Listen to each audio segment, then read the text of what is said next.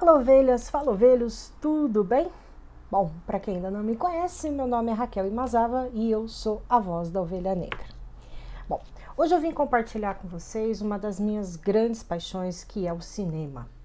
Eu gosto demais de música, a música fala muito comigo e o cinema também é um outro caminho, é uma outra comunicação que também sempre fala comigo, que eu sempre tiro lições, que eu sempre aprendo muito. Então eu decidi, desde que eu descobri a questão do narcisismo materno, do narcisismo parental, eu comecei a ir em busca de filmes que falassem sobre o tema, que mostrassem o tema.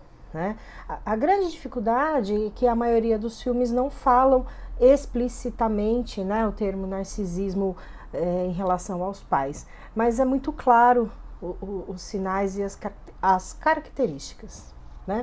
Então eu vim aqui hoje para dividir com vocês, começar a dividir com vocês os filmes que eu assisti e o que esses filmes me transmitiram, qual foi a mensagem que esses filmes me passaram e como eles me ajudaram.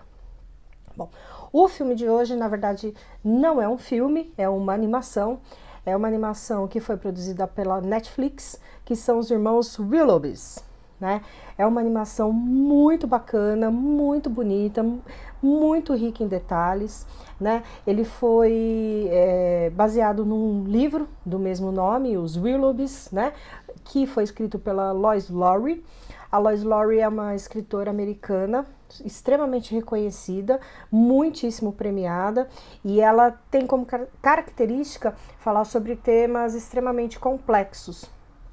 E os irmãos Willoughbys entrou na plataforma da Netflix nesse começo de 2020 e acabei assistindo eles, por eu ouvir falar alguma coisa de que ele era narcisista, mas eu achei que a animação não teve seu devido valor reconhecido, porque é uma animação que é muito rica, muito esclarecedora e que tem uma mensagem extremamente bonita. Então, ele foi baseado no livro da Lois.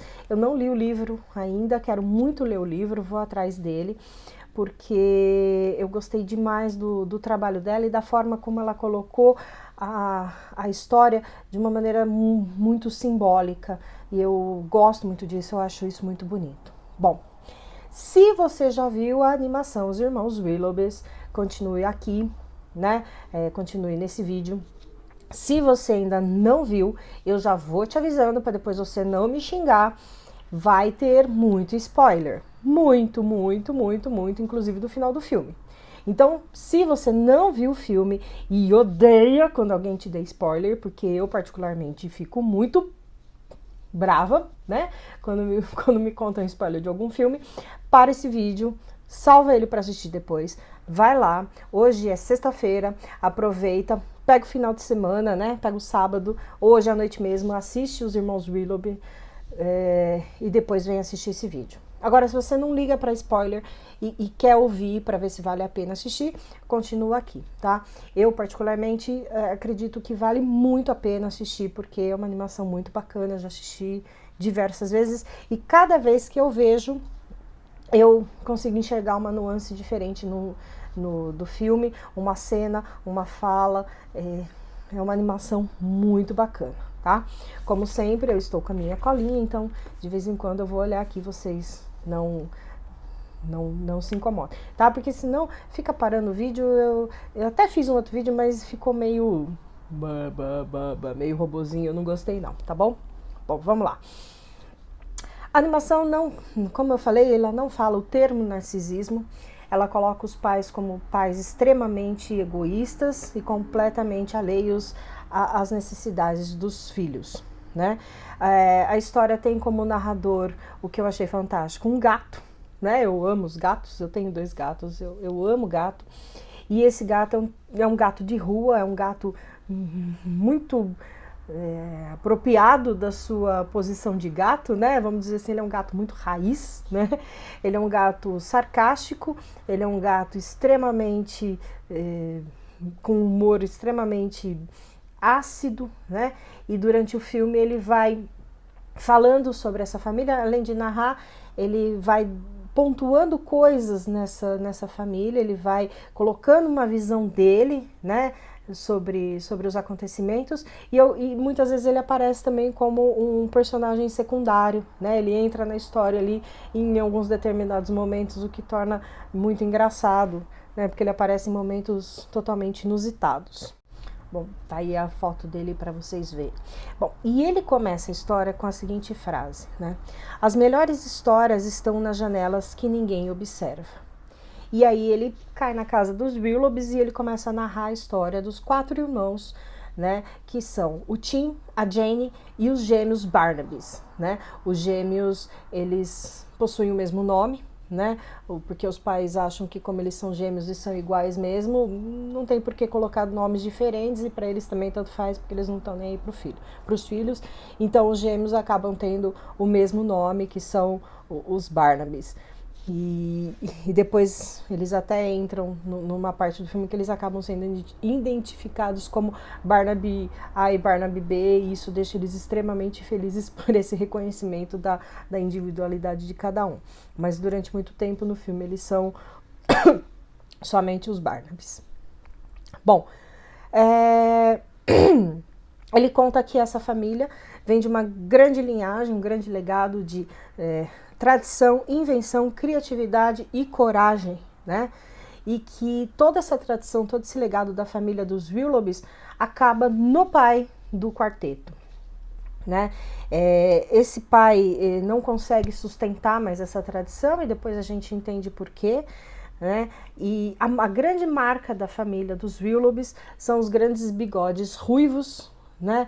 E volumosos, que o gato diz que inclusive as mulheres da família possuem esse bigode ruivo e volumoso, que é a marca registrada dos Willoughbys. Bom, vamos falar um pouquinho dos personagens. Eu vou começar primeiro a falar dele, que é o Tim, né, o Timothy, que é o irmão mais velho.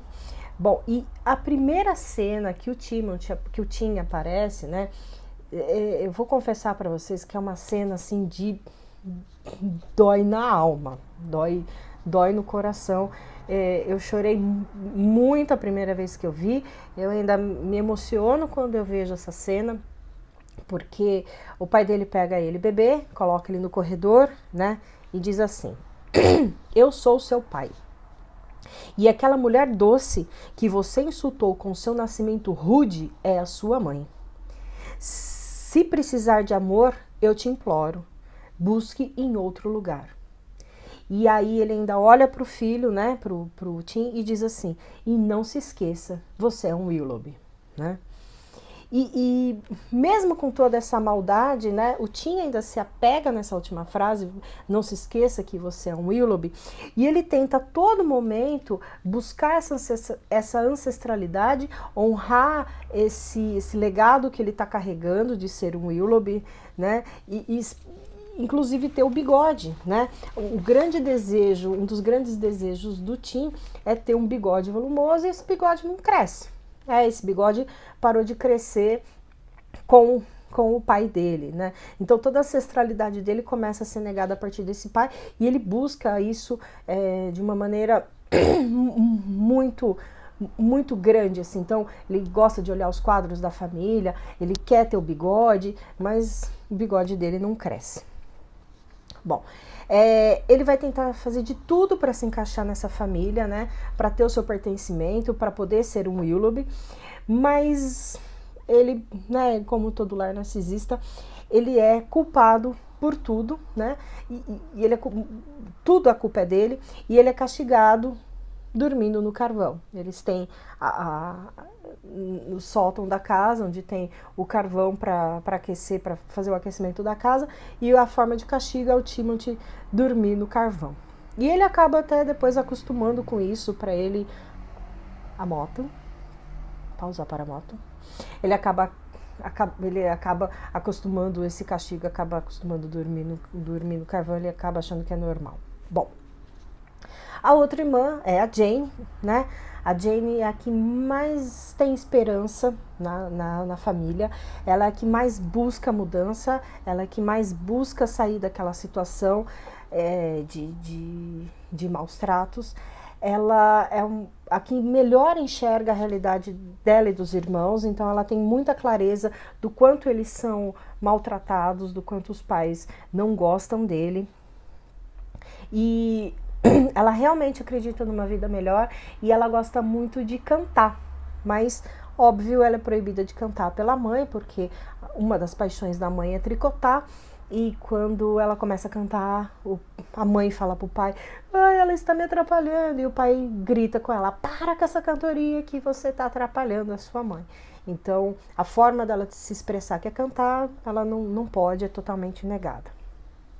E vem os lindos que são os gêmeos Barnabys, né?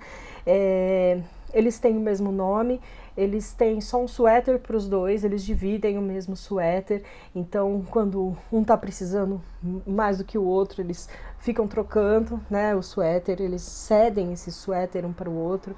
Isso é muito bonitinho, né? Eles têm uma questão ali de compartilhar, de cumplicidade muito grande entre eles, por serem gêmeos ali, eles se entendem, né? Eles têm uma personalidade muito parecida. Bom, eles são extremamente criativos, eles são extremamente inventivos, né? Eles inventam as coisas, e o lugar preferido deles da casa é a biblioteca. Eles são extremamente inteligentes, apesar de serem totalmente negligenciados. Tem uma parte do filme que os pais não jantam com eles, as refeições não são feitas em família, e eles só podem comer a comida que restou do dia anterior.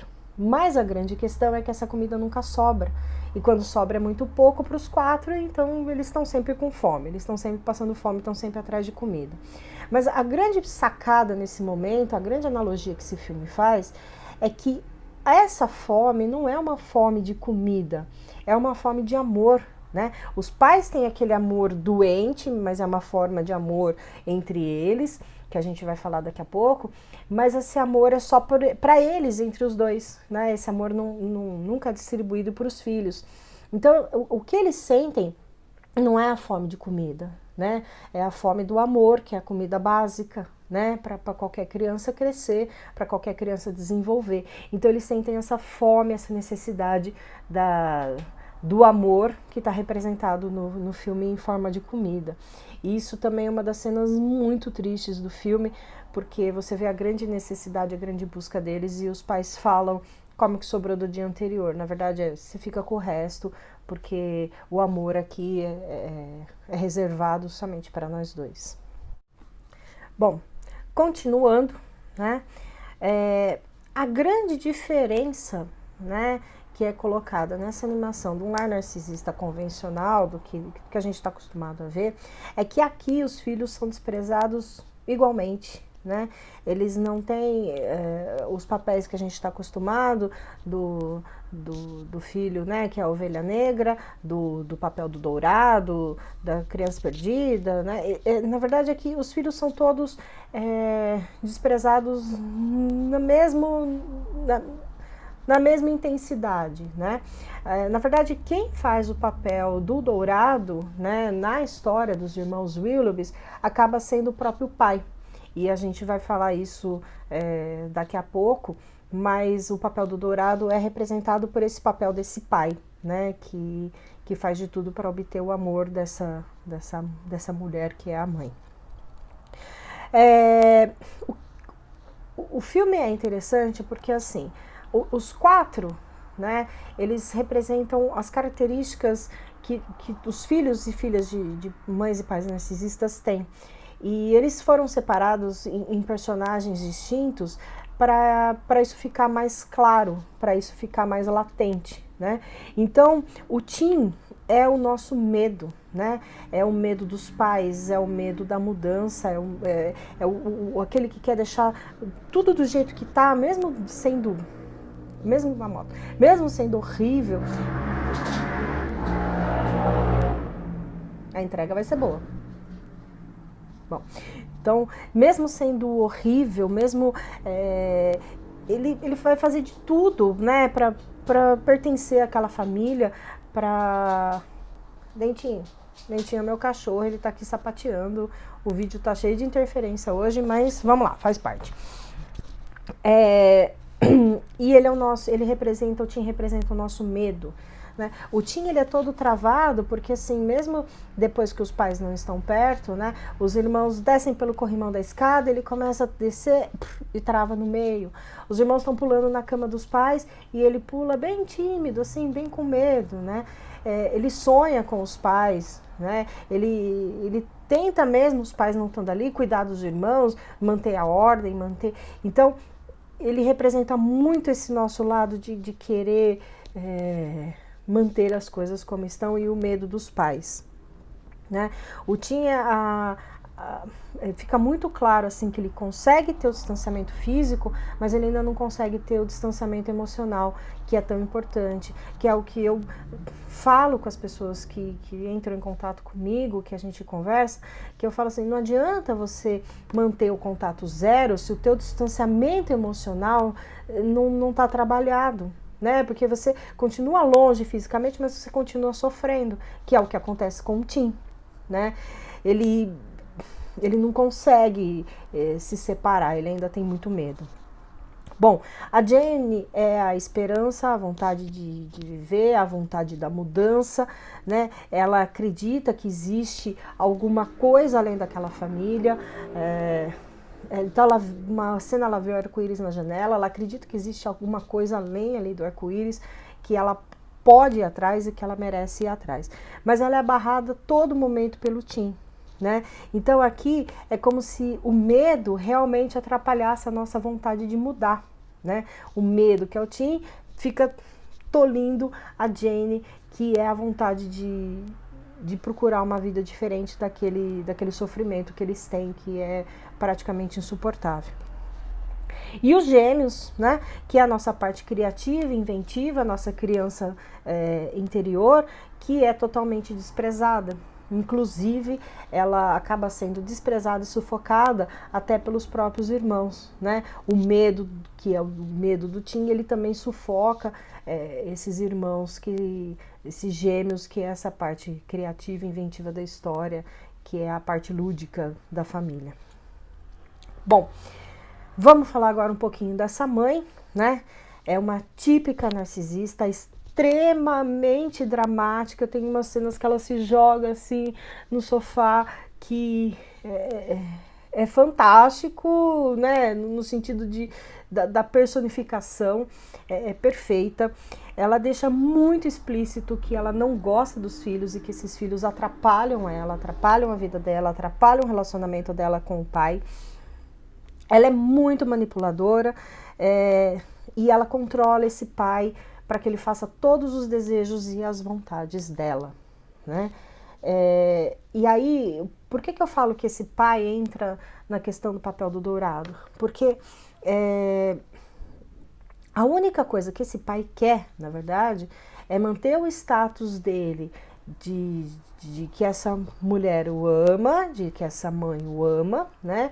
E ele está disposto a qualquer coisa para manter essa posição, para manter esse status. Inclusive, afastar os filhos da mãe, né? Que tirar tudo que incomoda ela, tudo que atrapalha ela, tudo que irrita ela, para que esse amor, né? Que é um amor doentio, mas é um amor, que esse amor não seja atrapalhado. Então, ele tem uma frase que ele diz muito pro Tim, né? Quando ele quer tirar o Tim de perto e os irmãos, que ele diz assim: filho, você insiste em nos incomodar com as suas necessidades infantis. Para eles, as necessidades infantis são o amor, o carinho, o afeto, o alimento, o cuidado. Então, para ele, isso são apenas necessidades infantis. A mãe fala isso e ele repete: fique longe com as suas necessidades infantis. Então, ele é responsável por proteger essa mãe. Eu falei aqui que ele acaba virando o papel do dourado pelo seguinte: tem uma cena que é muito sutil, mas que a mãe aparece cortando os bigodes dele. E aí vem a explicação por que o bigode dele não cresce, né? Na verdade, ela usa esse bigode dele para fazer novelos para tricotar. Então, na verdade, é o suprimento, né, emocional dela para ela viver do jeito que ela quer, para ela fazer o que ela quer. E ela diz mais ou menos assim, né? É uma cena que o Tim quer passar na porta e eles estão no escritório. Ele tá sentado no colo dela e ela fala assim para ele: pai, eu adoro esse cheirinho de novelo fresco.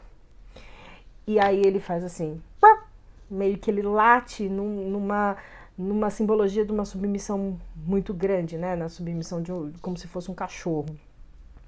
E ela continua: esse seu bigodão vai dar um novelo lindo, né? E ele continua sentado no colo dela e ele late de novo. E ela continua: eu tô latindo, meu cachorro tá achando que eu tô latindo pra ele, tadinho. E ela continua, né? Eu tricoto.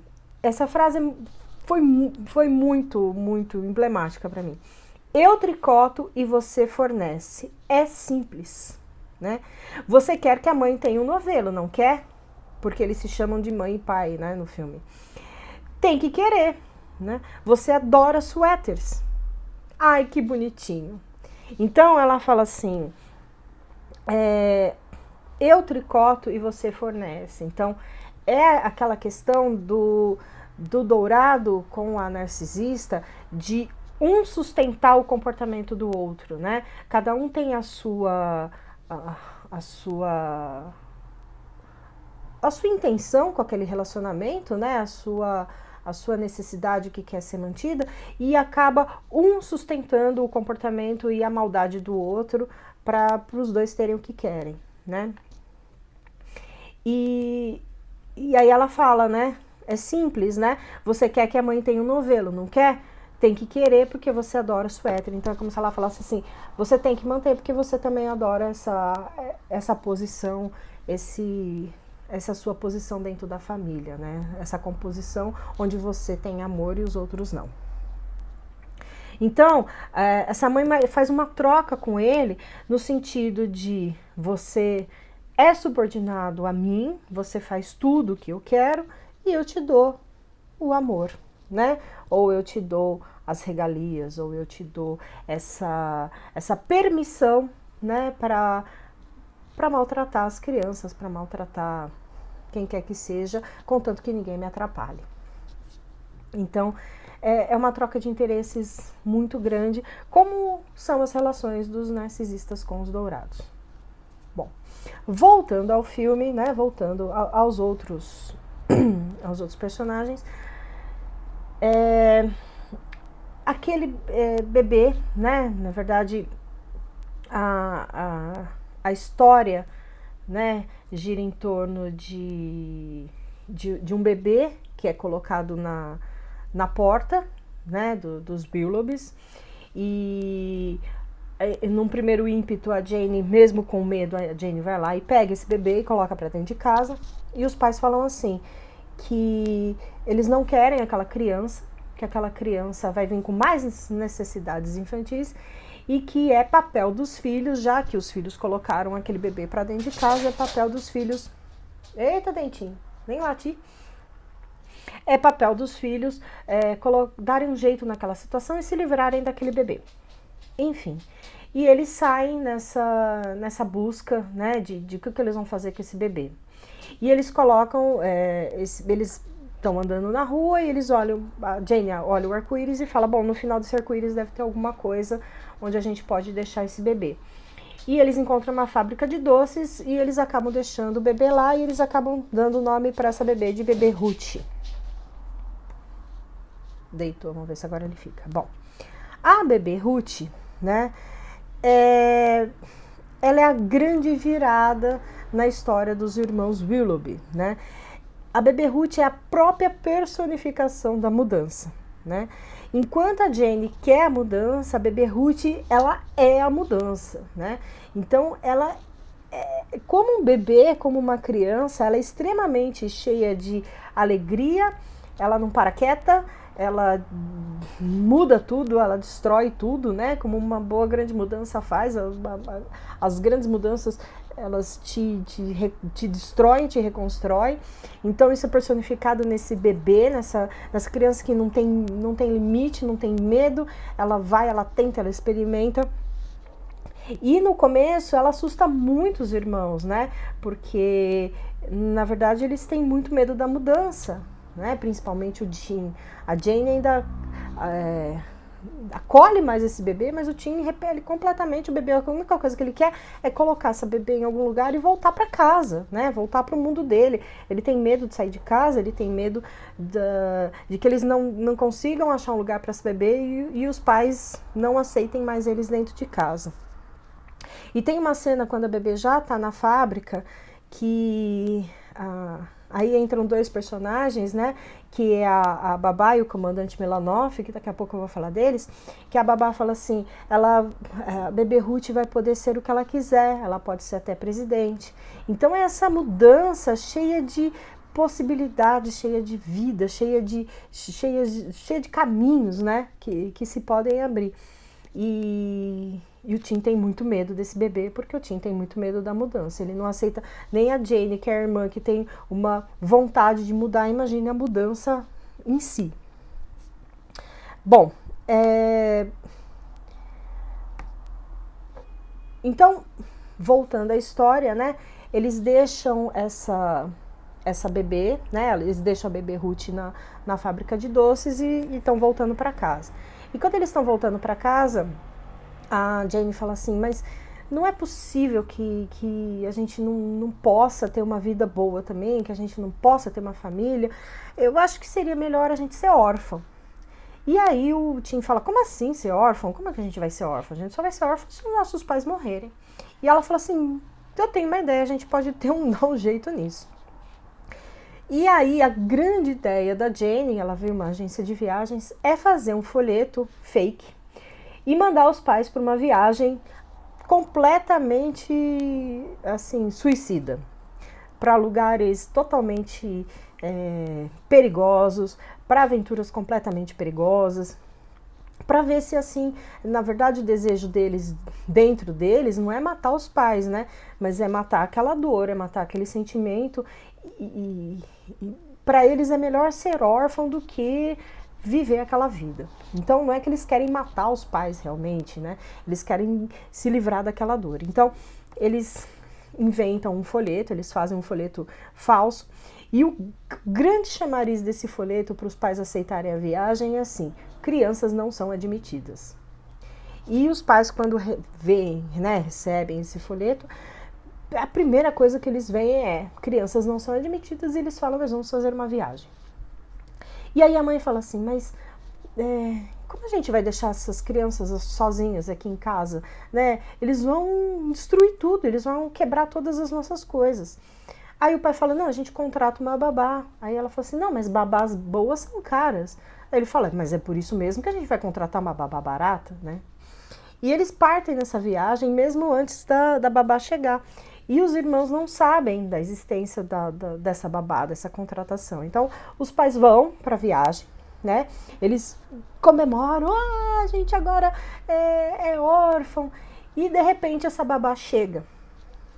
E essa babá, ela é uma personagem maravilhosa, ela é uma personagem linda, ela é uma personagem que ela só tem amor. E óbvio que o Tim, que é o nosso grande medo, rejeita essa babá de todas as maneiras possíveis e imaginárias desde o começo do filme, né? E aí ele acha que ela é má porque ela é boa com eles. E aí vem a grande coisa, vem o grande ponto, né? Que a distorção das emoções e os sentimentos que os filhos e as filhas de narcisistas têm do real significado dos sentimentos, né? Então a gente acha que amor é bater, a gente, né, não entende que o amor é cuidado. Então quando essa babá chega que quer cuidar deles, que ela começa a fazer comida, que ela começa a cuidar, que ela acha um absurdo eles dormirem no carvão, o Tim rejeita ela completamente, fica com o pé atrás e fala assim: não é possível, tem alguma coisa errada. E aí por uma né, um pouquinho mais na frente da história, por uma má interpretação do Tim, ele acaba denunciando ela como uma má babá para as autoridades, e eles acabam realmente se tornando órfãos, né? E ela é tão a personificação do amor que, né, vou colocar uma foto dela aqui, o formato do cabelo dela é um coração, né? E depois se descobre durante a história que ela também é uma órfã. Então ela transcendeu, né, a sua orfandade, ajudando, sendo babá de crianças que precisam. Então isso também é uma coisa, é uma mensagem muito bonita do filme, né? Você pode transcender a sua dor, você pode sublimar a sua dor e colocar isso a serviço do mundo de uma forma bonita, de uma forma onde você serve ao outro. Bom, e o último personagem que a gente não pode deixar de falar, que é o dono da fábrica de doces, que é o comandante Melanoff, e que ele é uma pessoa extremamente solitária, né? E que quando a Ruth é deixada na fábrica dele, a Ruth, que é a grande mudança, né, o grande espírito da transformação, ela muda a vida dele também. Então ele é extremamente solitário e ele acaba se tornando, ele acaba revelando todo o seu lado, né, literalmente doce, porque ele é feito, a roupa dele é feita de doce, ele é feito de doce. Então ele consegue revelar o homem doce que ele é, né, o homem que tem o desejo de ter uma família. Ele é famoso, mas ninguém sabe realmente ao certo quem ele é.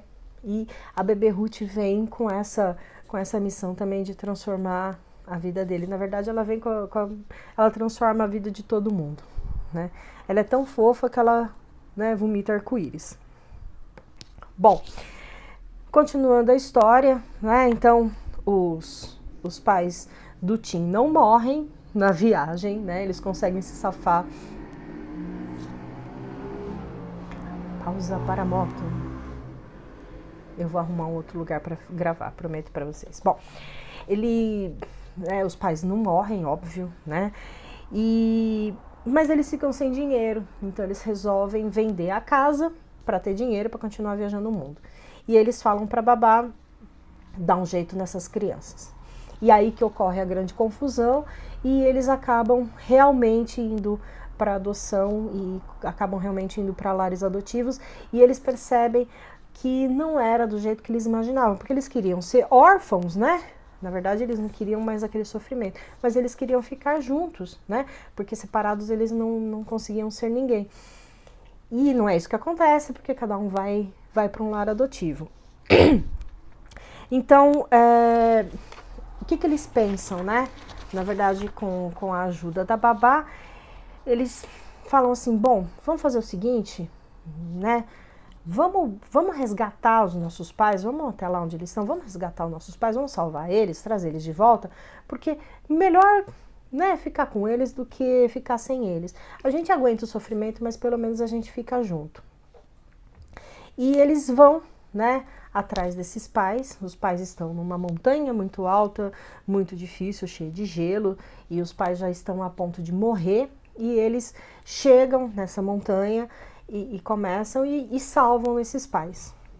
E quando eles salvam esses pais, os pais olham, né? É um momento que você fala, puxa, os pais vão reconhecer esses filhos e vão, né?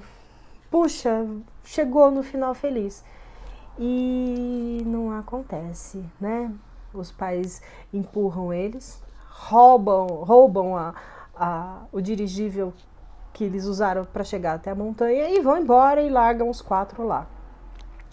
E aí vem uma grande mensagem que o filme passa, né? Narcisistas não mudam, né? Não adianta você achar que você pode escalar a montanha mais alta, fazer o gesto maior de amor, fazer... Não adianta, eles não vão reconhecer.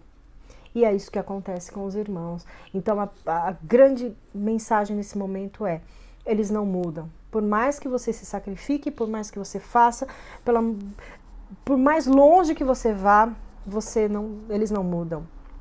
E aí vem também junto, você não salva o narcisista. Os filhos e filhas têm mania de achar que se a gente fizer alguma coisa, a gente ser de algum jeito, né? Se a gente fizer alguma coisa, se a gente for de determinada maneira, a gente vai salvar os nossos pais. E a gente não salva, né? Na verdade, ninguém salva ninguém nesse mundo, né? A gente cresce, o crescimento tem que ser por dentro, a gente mesmo tem que se salvar, né? Vamos dizer assim, que é através do autoconhecimento, mas você não salva um narcisista. E aí eles ficam lá, os quatro, né, a sua própria sorte, no gelo, né, morrendo de frio, e acontece uma das cenas extremamente emocionantes. De falar, eu lembro, eu já fico com o olho cheio de água.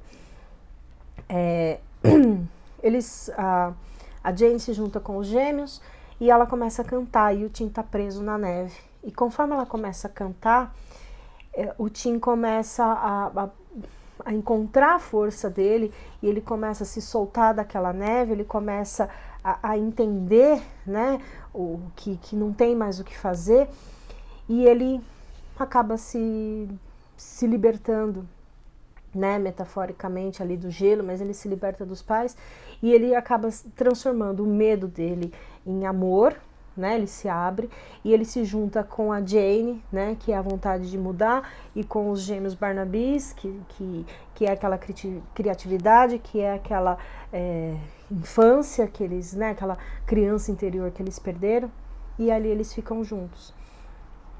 E, né, eu já falei que eu ia dar spoiler, eles são resgatados pela bebê Ruth, pelo comandante Milanoff, pela babá, e ali eles percebem que eles podem ser uma família, né, que a família, e aí vem uma outra grande lição do filme, é que a família não necessariamente é o sangue, né, a família são pessoas que querem e que têm amor para dar e que querem construir juntos, né, porque ali eles não são tirando os 4 irmãos, eles não são uma família de sangue, mas eles acabam se tornando uma família.